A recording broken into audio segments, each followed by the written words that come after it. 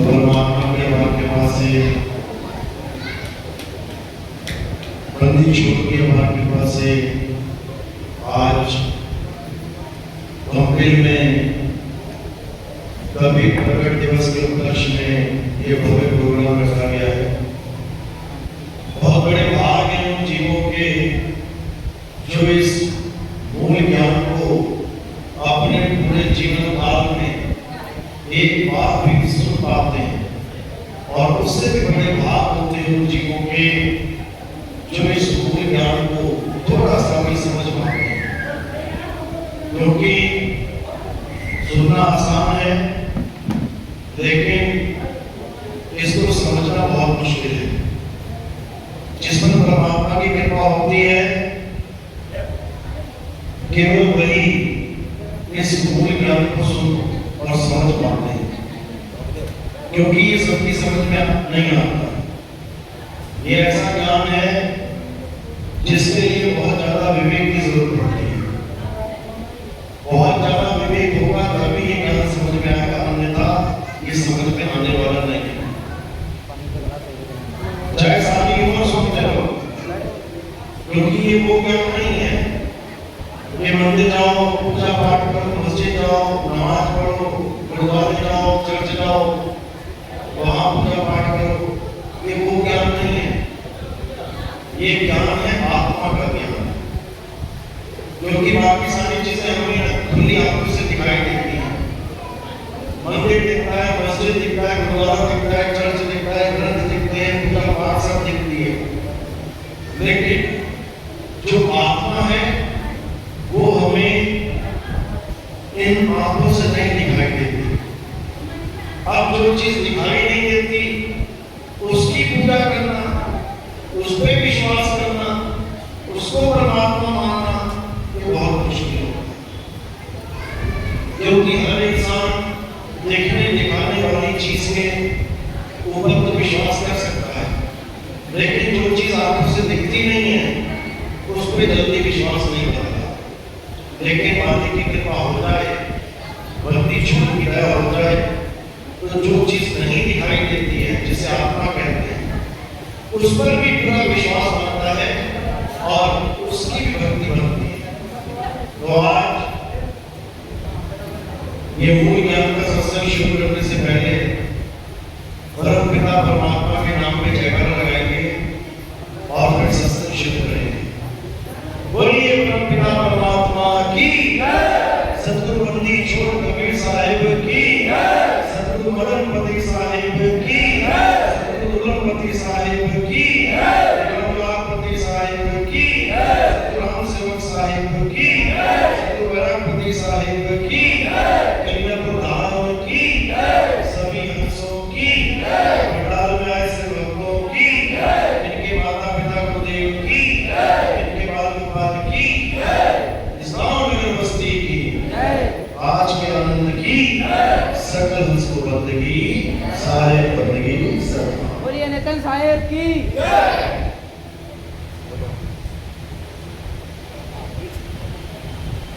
तो आज उस मूल ज्ञान पे विचार करेंगे, उस आत्म ज्ञान पे विचार करेंगे, जिसके लिए कबीर साहब बार बार इस धरातल पे आते हैं।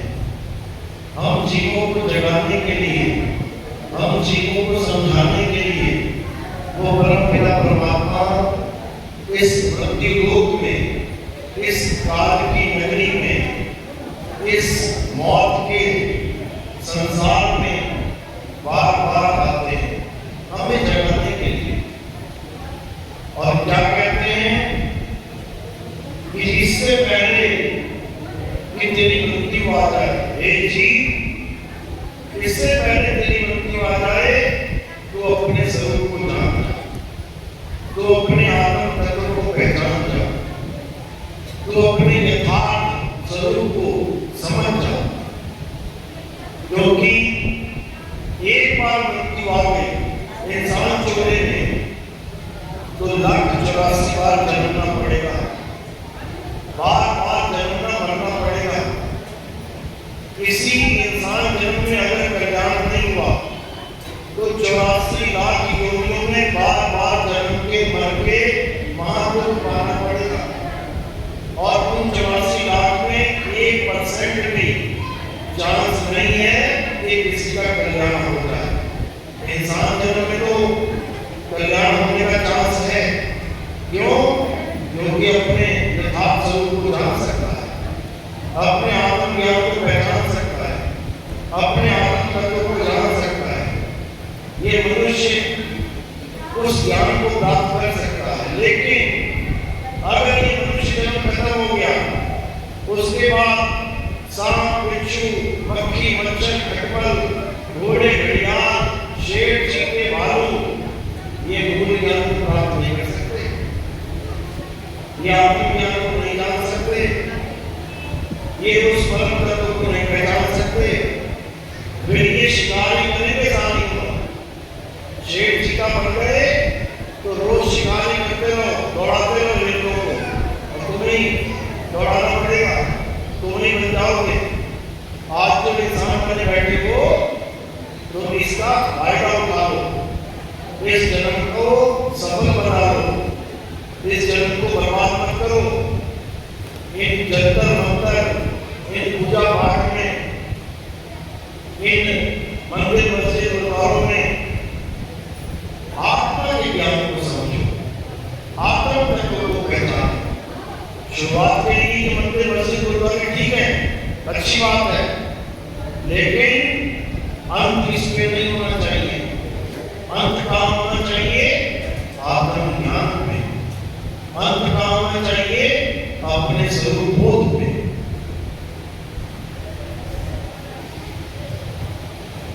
अंत का होना चाहिए मूल ज्ञान में। तो कबीर साहब समझाते हैं, धर्मदास जी को 600 साल पहले बोल रहे हैं कि धर्मदास मेरी रात दुहाई और मूल ज्ञान बाहर ना जाए। पवित्र ज्ञान तुम जग में भागो और मूल ज्ञान दुपट कर राखो। मूल ज्ञान बाहर तो पड़ी तो पिछली पीढ़ी हंस न करेगी। मूल ज्ञान तब तक छुपाई जब तक वापस न मिट जाए।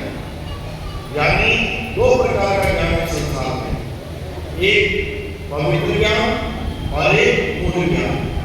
पवित्र ज्ञान जिसे हम बच्चों का ज्ञान कहते हैं, छोटे बच्चों का, जैसे आंगनबाड़ी में बच्चा जाता है, छोटा बच्चा सीखता है पढ़ाई, का से कबूतर, खा से खरगोश, गा से घोड़ा।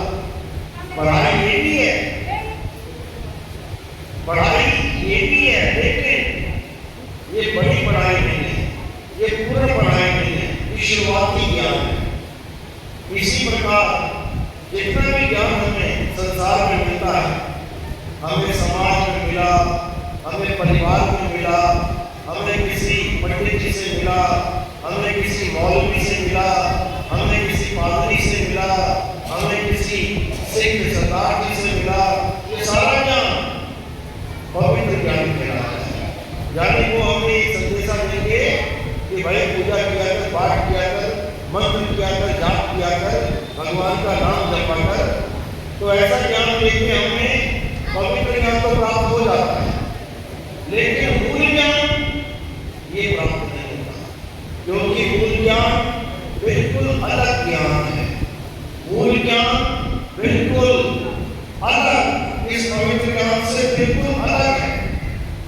वो आत्म ज्ञान है, उसमें किसी की पूजा नहीं की जाती, उसमें किसी की भी नाम का जाप नहीं किया जाता, उसमें किसी की भी शक्ल का ध्यान नहीं किया जाता, उसमें किसी मंदिर मस्जिद गुरुद्वारे में नहीं जाया जाता। वो ज्ञान अपनी स्वयं की आत्मा का ज्ञान है, और इस ज्ञान को कौन प्राप्त करेगा? जीव। ये जीव जो हर शरीर में छुपा बैठा है, ये आत्मा का ज्ञान प्राप्त करेगा, तब इसका कल्याण होगा। नहीं तो ये लाख 84 में भटक जाएगा, ये बार बार जन्म मरण चक्कर में पड़ जाएगा।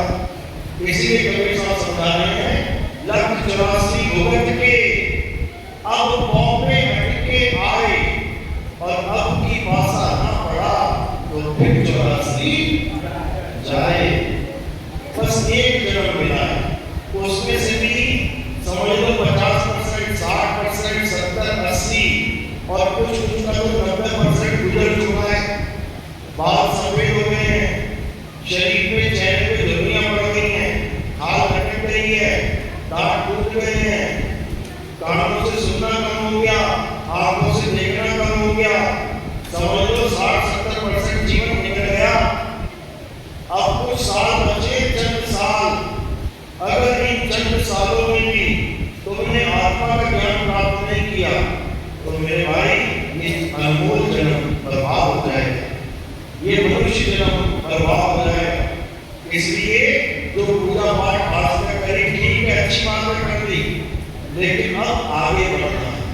पूजा पाठ से आगे, हवन यज्ञ से आगे, ये जितनी कथाएं सुनने जाते हो, कोई राम जी की, कोई कृष्ण जी की, कोई हनुमान जी की, कोई शंकर जी की, इन कथाओं से आगे आत्मा के ज्ञान को प्राप्त करना है, तब कल्याण होगा।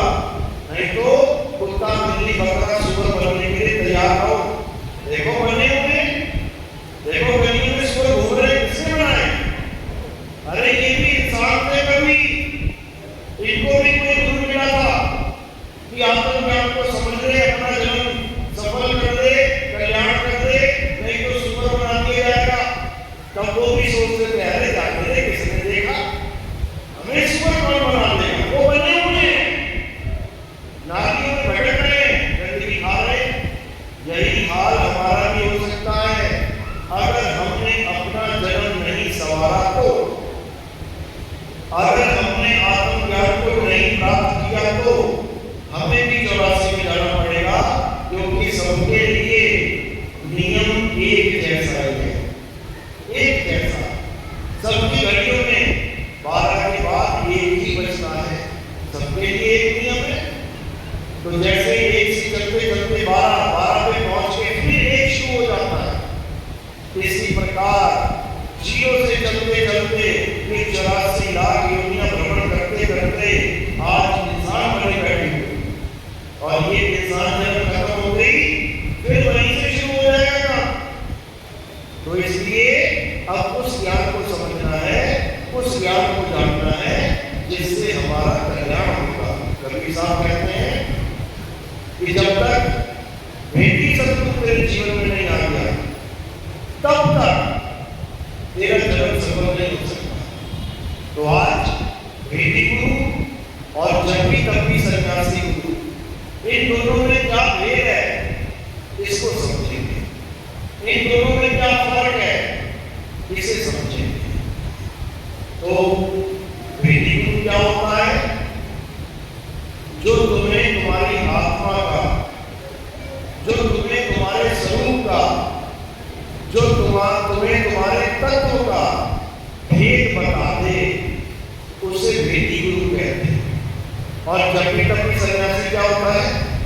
जो तुम्हें मंत्र जंतर जपने के लिए दे दे, जो तुम्हें पूजा पाठ हवन यज्ञ करने के लिए दे दे, जो तुम्हें पहाड़ों की परिक्रमा, नदी में स्नान करने का हुक्म दे दे, ये जपी तपी सन्यासी होते हैं।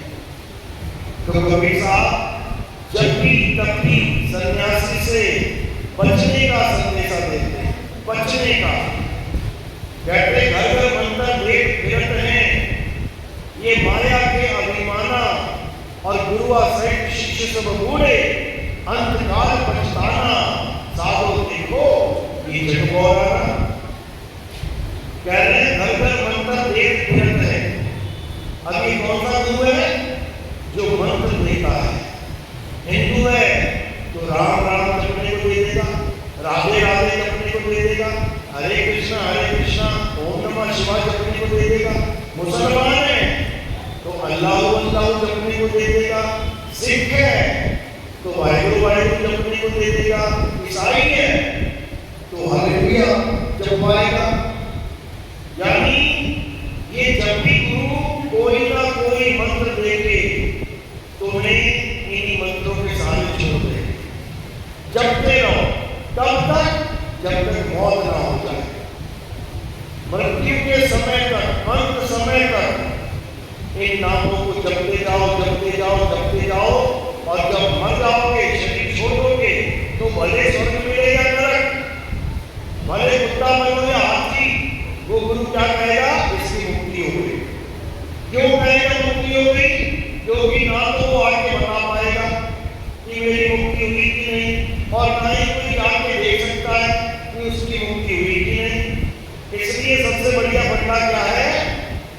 भगत की मौत हो जाए, कह दो चला गया, सब सतलोक चला गया, मुक्त हो गया, स्वर्ग चला गया। अब कौन जाके देखे स्वर्ग पहुंचा कि नहीं पहुंचा? यही बलात्कार है। क्यों? क्योंकि इन लोगों को कभी जीते जी मुक्ति मिल नहीं सकती, इन लोगों को कभी जीते जी परमात्मा मिल ही नहीं सकता। इसीलिए इन लोगों को मरने के बाद प्राप्त होने वाली मुक्ति का झांसा दिया जाता है। ये नाम जप ले, सारी उम्र जप ले, मरने के बाद तुझे स्वर्ग मिल जाएगा। बताओ, जो ये बात बोल रहा है कि मरने के बाद तुझे स्वर्ग मिल जाएगा, वो अभी खुद नहीं मरा, अभी खुद नहीं स्वर्ग पहुंचा, अभी खुद नहीं देखा स्वर्ग कैसा होता है, और दूसरे को ढांढस बंधा रहा है, दूसरे को विश्वास दिला रहा है कि मरने के बाद तू स्वर्ग चला जाएगा, तू सतलोक चला जाएगा, तू अलग अगम अनामी लोक चला जाएगा। यही बलात्कार है। कबीर साहब इसी का खंडन करते हैं, कहते हैं अज्ञानी को स्वर्ग नरक है, हरि जाने को नहीं, और जिस भाव से सब लोग डरते हैं सो भय हमरे नहीं। कहते हैं अज्ञानी को स्वर्ग नरक है। जो भी स्वर्ग और नरक की बातें करता है कि स्वर्ग मिल जाएगा, नरक में चला जाएगा, ये दोनों अज्ञानी हैं, दोनों अज्ञानी। क्योंकि स्वर्ग नरक यही है, महाकष्ट भोगो तो नरक है और महासुख भोगो तो स्वर्ग है, और कोई स्वर्ग नरक नहीं है। बाकी सब कल्पनाओं के लोग हैं, अज्ञानता के लोग हैं। तो क्या कह रहे साहेब कि एक साधे सब सत्य, सब साधे सब जाए, और मानी सींचे फूल को ये फूल मार रखा। कहते हैं एक के साधे सब सत्य। ये दुनिया भर की जितनी भक्तियां चल रही है, कोई कह रहा ये नाम जप लो, कोई कह रहा वो नाम जप लो, कोई कह रहा ऐसे पूजा करो, कोई कह रहा वैसे पूजा करो, कोई कह रहा है 7 बार माथा टेको, कोई कह रहा है 5 बार माथा टेको, कोई कह रहा है गंगा में 1 डुबकी लगाओ आओ जाओगे, कोई कहता है कि 11 डुबकियां लगाओ। सब अपने मन से खेल के मन जितने भी चल रहे हैं सब भ्रमित हुए पड़े। इन्हीं मन के खेलों से निकालने के लिए बंदी छोड़ कबीर साहब आते हैं और क्या समझाते हैं, एक साधे सब सधे। यानी अगर तुमने एक परमात्मा के असली नाम को जान लिया तो तुम्हें और कुछ जानने की जरूरत नहीं पड़ती, कुछ नहीं जानना, बस एक सच्चा नाम, उसी को सतनाम कहते हैं। तो साहिब कह रहे हैं सतगुरु सोई सतनाम बतावे, और बाकी गुरु कोई काम न आवे। यानी सच्चा गुरु वो है जो केवल सतनाम बता दे कि बेटा सतनाम ये है, बात खत्म। कोई पूजा नहीं, कोई पाठ नहीं, कोई हवन नहीं, कोई यज्ञ नहीं, कोई कुछ नहीं, एकमात्र सतनाम का भेद बताने वाले गुरु को पूरा गुरु कहते हैं।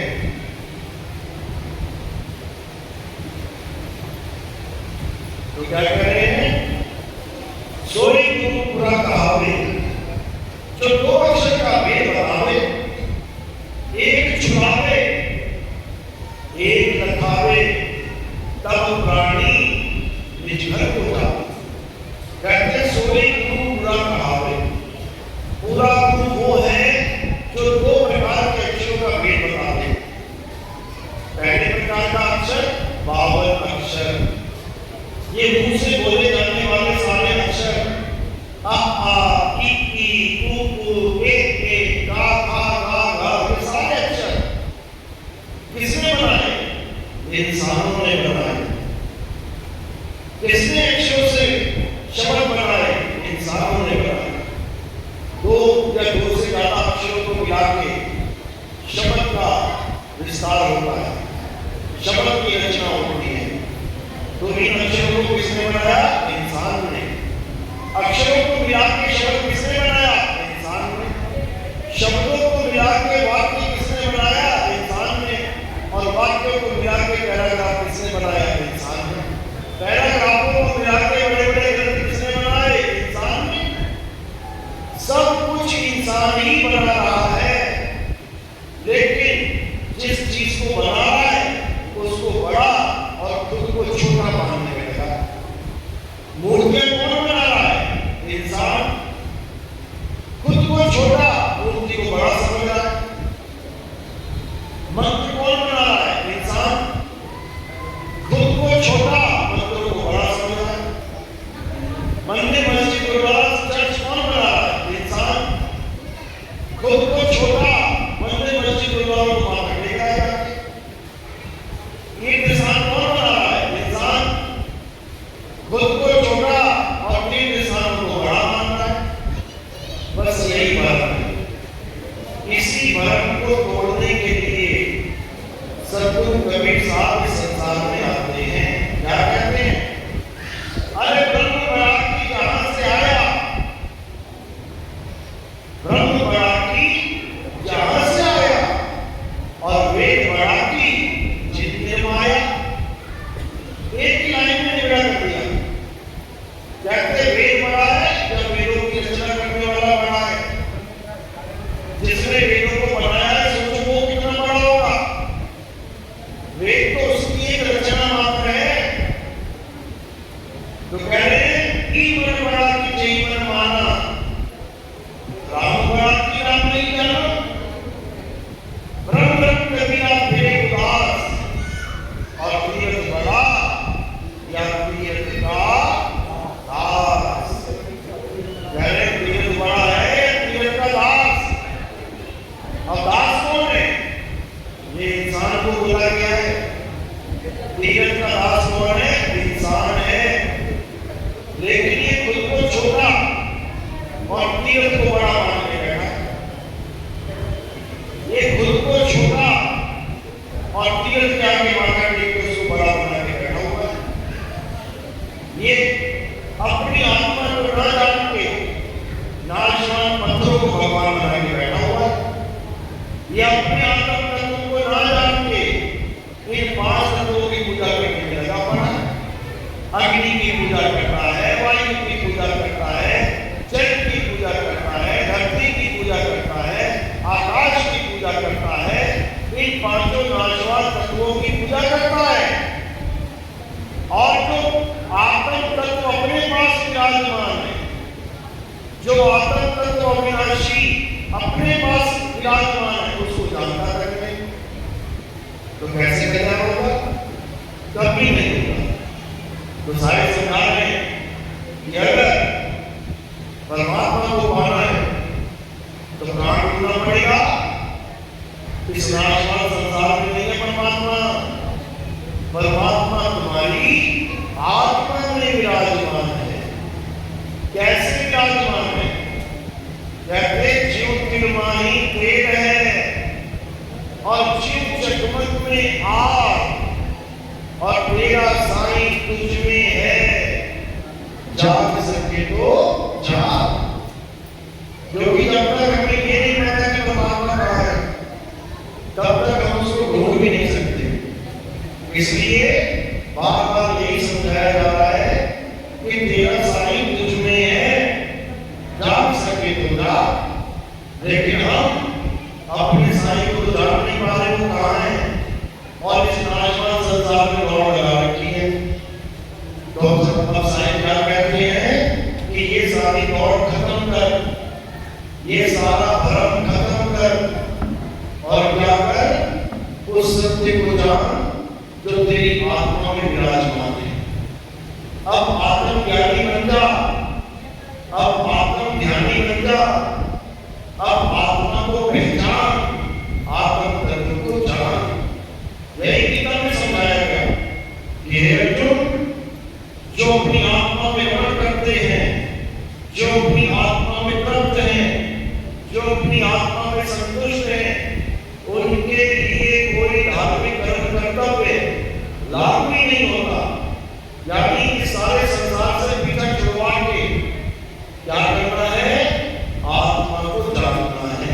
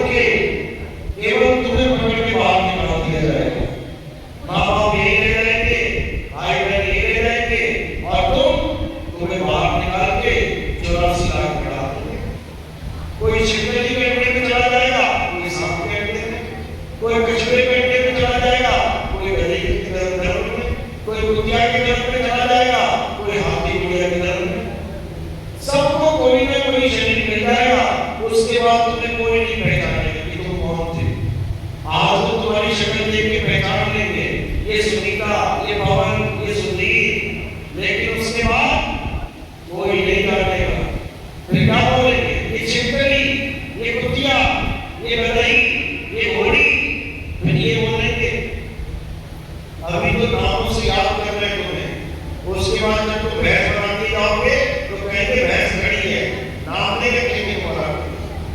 तो इसलिए इस आत्म तत्व को जानो, आत्म तत्व को पहचानो और अपने जीवन का कल्याण करो।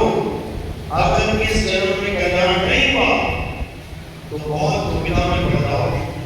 ये मत सोचना किसने देखा, देखो कुत्ते के कान में कीड़े पड़े हुए, कुत्ते के सिर में कीड़े पड़े हुए, कैसे झटकता हुआ जा रहा है, देख तो रहे और क्यों देखोगे। आज उसका नंबर है, तुम्हारा नंबर लग जाएगा। अब इस नंबर से बचना है तो एक ही काम करना है, परमात्मा के असली नाम को जान लेना है और नकली नामों को त्याग देना है। अब ये नकली नाम कौन सा है और असली नाम कौन सा है, बस इसको जानना है। तुम्हारी क्या कहती है, एक छुड़ाए, ये नकली नामों को छुड़वा दे, एक लगाए, कबीर है। इसीलिए ज्ञान मुझे नहीं आता है, नौकम नाम साहिब का रूपा। जो ज्ञान मुझे नहीं पढ़ते हैं उनको ये लाइन एक मिनट में याद आ जाएगी, लेकिन इसका मतलब नहीं पता किसी को, तोते की तरह बस रटते जा रहे, रटते जा रहे, रटते जा रहे। मूल ज्ञान रटने रटाने का ज्ञान नहीं है, मूल ज्ञान लिखने पढ़ने का ज्ञान नहीं है। कहते पढ़ पढ़ के पत्थर भया और लिख लिख के भया चोर, और जिस पढ़ने साहिब मिले सो पढ़ना कुछ और, वहां पे किताबें नहीं पढ़ी जाती, मूल ज्ञान में अक्षर नहीं पढ़े जाते, मूल ज्ञान में आत्म तत्व को पढ़ा जाता है, मूल ज्ञान में खुद की पहचान की जाती है, मूल ज्ञान में तंत्र मंत्र पूजा पाठ हवन यज्ञ ये सब छोड़ दिया जाता है। छोड़ दो और क्या करो, हे अर्जुन, जो अपनी आत्मा में रमण करते हैं, जो अपनी आत्मा में तृप्त हैं, जो अपनी आत्मा में संतुष्ट हैं, उनके लिए कोई धार्मिक कर्म कर्तव्य लागू ही नहीं होता। बिल्कुल क्लियर।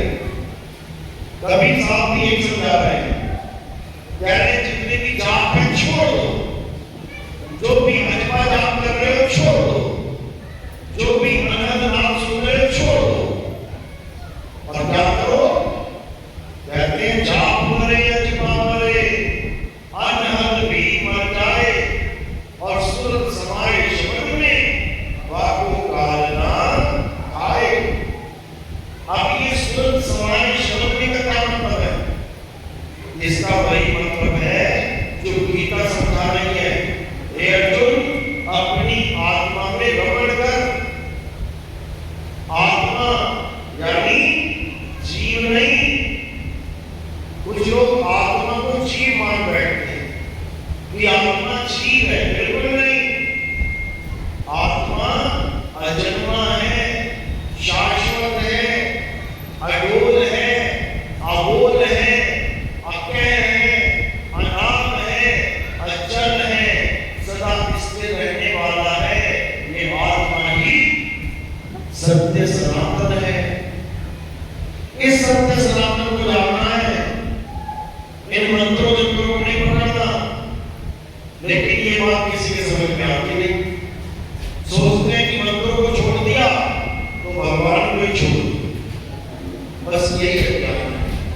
तो साहिब इसी अज्ञान को खत्म करने के लिए बार बार इस भवसागर में आते हैं, अलग अलग संतों को मिलते हैं और मिलके यही संदेशा देते हैं कि सच्चे नाम को पहचान जाओ, सच्चे नाम को जान जाओ, इससे पहले कि मौत आ जाए सच्चे नाम को समझ जाओ, तभी कल्याण होगा। नहीं तो माया बहुत खतरनाक है। ऐसी जगह भेजने की तरह तुम सपने में नहीं सोच सकते कि कभी परमात्मा मिलेगा। अफ्रीका के जंगल में आदमी बना देगी, सोचो मुझे आदमी जन्म मिल जाए, ऐसी जगह आदमी का जन्म बनाएगी जहां पूरा दिन तुम शिकारी करते रहोगे, कुत्ता मार के खा लिया, चूहा मार के खा लिया, कभी सपने में भी नहीं सोच पाओगे कि सत्संग भी कोई चीज होती है, परमात्मा भी कोई चीज होती है। ऐसी प्रबल माया है, लेकिन ये उसमें हावी होती है जिसके पास सतनाम रूपी अस्त्र शस्त्र नहीं है। और अगर सतनाम मिल जाए तुम्हें, अगर वो सावधान मिल जाए तुम्हें, तो ये माया पकड़ नहीं देती है। ये काल भगवान सिर झुका देता है, कहते सार शब्द आए जीविनी हाथा और तेरी काल दबावे माथा। ये काल तभी माथा दबाएगा जब तुम्हारे हाथ में सार शब्द होगा। मंत्र जंतर के आगे नहीं झुकता ये बड़े बड़े भगवानों के नाम के आगे नहीं झुकता, ये अपना काम कर ही जाता है। ये किसी भगवान के नाम से नहीं करता। देखो वृंदावन में क्या हुआ, किश्ती जा रही थी, 32 लोग सवार थे, सब भगवान का नाम ले रहे थे, राधे राधे राधे राधे, हरे कृष्ण बचाओ नहीं सकते, सबको डुबो दिया।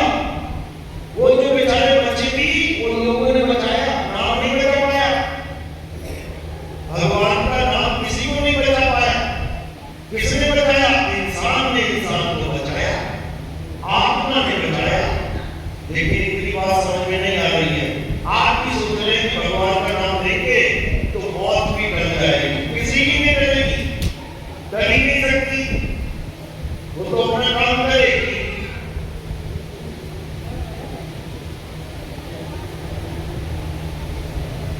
मौत से बचने का एक ही साधन है, मौत से बचने का एक ही साधन है, और वो साधन क्या है? कृष्ण जी समझाते हैं, हे अर्जुन, अगर इस मृत्यु से बचना चाहते हो तो तुम सत्य को जानो, और सत्य क्या है? आत्मा ही सत्य है। आत्मा को जानने के लिए कहां जाना पड़ेगा? कहते हैं, हे अर्जुन, इस आत्मा को जानने के लिए तुम तत्वदर्शी संत की शरण में जाओ। उस तत्वदर्शी संत की शरण में जाओ जिसने आत्मा को जान लिया। कौन सी आत्मा को? अचल आत्मा को। जिसने आत्मा को जान लिया है वही तुम्हें तुम्हारी आत्मा का ज्ञान दे सकता है, अन्यथा इस संसार में ऐसा कोई नहीं जो तुम्हें आत्मा का ज्ञान दे। इसलिए बार बार कबीर साहब ने समझाया कि आत्मा को जानो, आत्मा को जानो। आत्मज्ञान बिना न भटके, कभी काबा कभी काशी। मंत्र ज्ञान बिना नहीं कि मंत्र ज्ञान बिना न भटके। अरे मंत्रों को तो झूठ बोला है कबीर साहब ने, तंत्र मंत्र सब झूठ है, इनमें न भरने कोई, और साल शब्द जाने बिना काबा हंसना होए। यानी इन मंत्रों जंत्रों का सारा छोड़ दो और आत्म तत्व से खुद को जोड़ दो।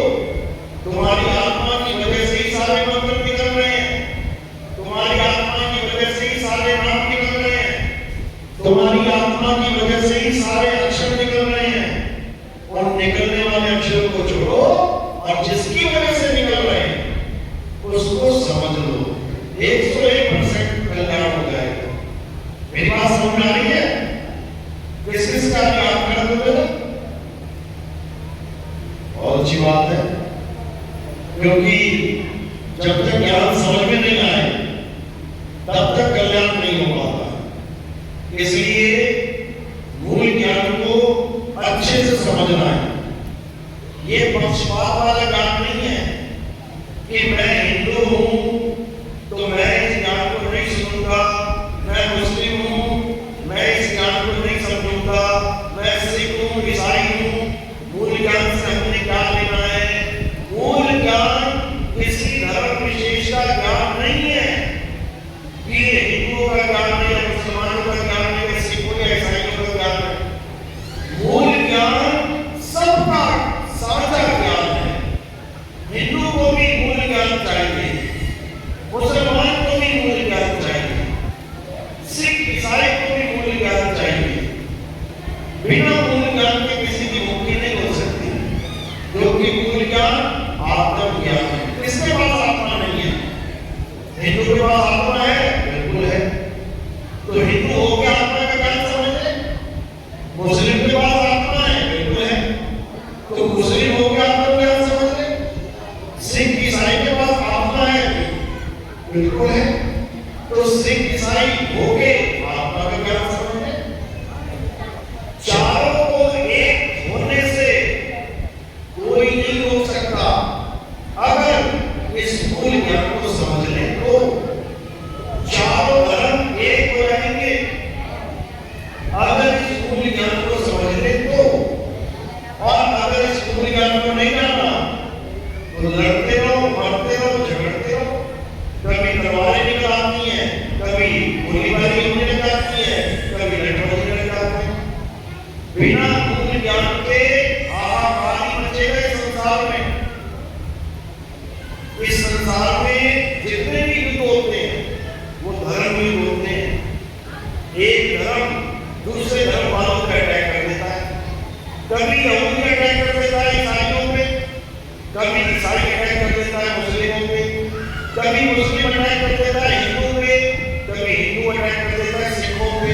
देख लो इतिहास गवाह है। हर जगह जितने भी झगड़े हुए हैं बड़े से बड़े, ये धर्म के नाम पे हुए, भगवान के नाम पे हुए। तो इन सारे झगड़ों को खत्म करके अब हमने मूल ज्ञान यानी आत्मज्ञान को ग्रहण करना है। तब होगा हम सबका कल्याण। बोलिए परमात्मा की सदा ही जय हो। साईं के सलाम। तो आरती का समय है। आरती कैसे होती है समझ लो। आरती किसी भी पत्थर की, मूर्ति की, फोटो कैलेंडर की हमारे यहाँ नहीं होती, क्योंकि फोटो कैलेंडर, पत्थर, मूर्ति सब जड़ पदार्थ हैं। इनमें जान नहीं है।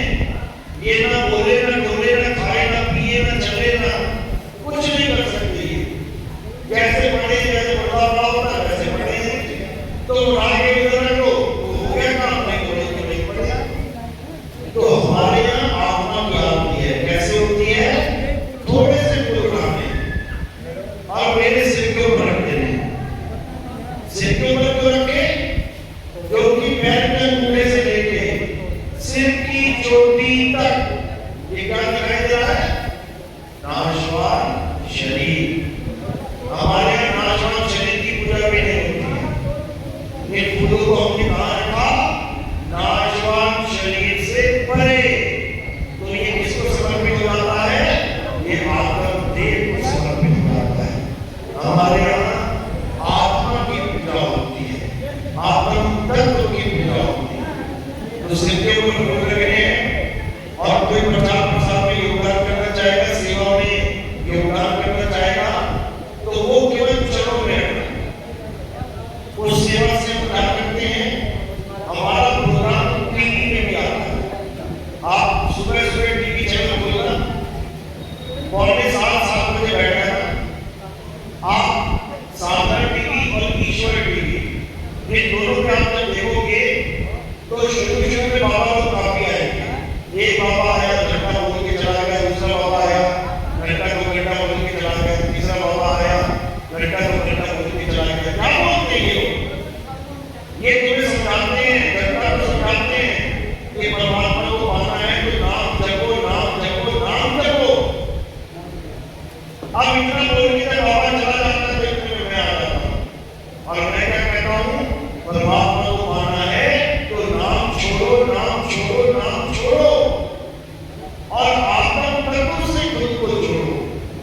तब होगा तुम्हारा कल्याण। नहीं तो 84 में होगा घमासान।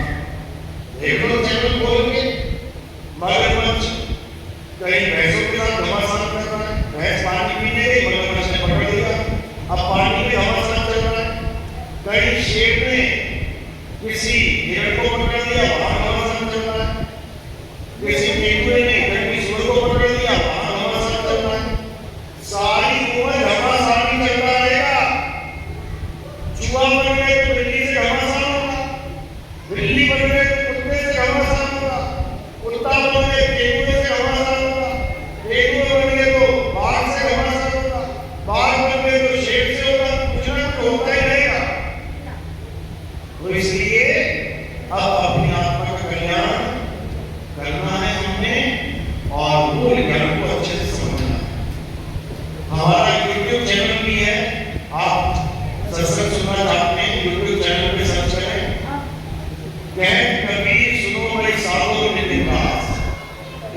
मौके